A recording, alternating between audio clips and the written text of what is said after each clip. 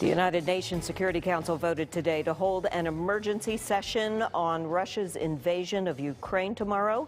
This comes amid growing tensions between Russia and the West.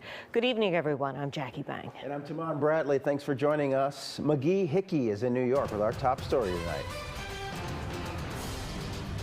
It's the biggest war in Europe since 1945, and that is why the UN met at 3 p.m. Sunday to call for an emergency special session of the General Assembly. In an escalation of East-West tensions over Russia's invasion of Ukraine, Russian President Vladimir Putin ordered Russian nuclear forces put on high alert Sunday because of what Putin called aggressive statements by leading NATO powers. The U.S. ambassador to the UN was not surprised. It means that President Putin is continuing to escalate this war in a manner that is totally unacceptable. And we have to continue to condemn his actions in the strongest possible way. We have to ramp up our efforts here at the United Nations and elsewhere to hold him accountable. Amid these growing tensions, Ukraine announced that a delegation from the country has agreed to meet with Russian officials for talks.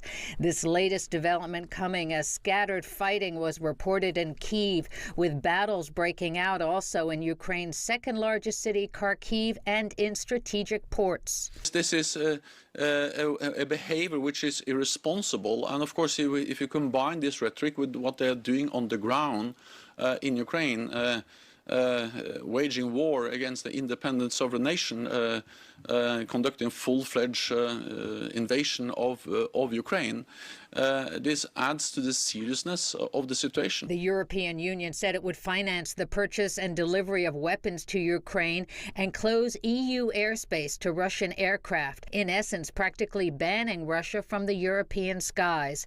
But some are saying the sanctions must go further. We ought to be sanctioning not just Putin, not just Lavrov, not just the oligarchs, but all of their families. This behavior, this aggression against Ukraine is something that the world simply cannot tolerate. Our thanks to McGee Hickey reporting. The mayor of Kyiv says 9 civilians have been killed in the attacks on the capital city. But Vitaly Klitschko says the residents are holding strong, and he is hopeful they can keep up the fight as Russian troops continue to move closer to the city. To be honest, we doesn't have 100% control, but because we build this territorial defense in very short period of time, but it's patriotic. These people is patriotic. Everybody feeling not so well. We impressed, but not depressed. Klitschko also says reports that Russian troops have completely surrounded the city are false. Meanwhile, an 8 p.m. curfew has been implemented. Right now, hundreds of thousands of people are fleeing the war in Ukraine.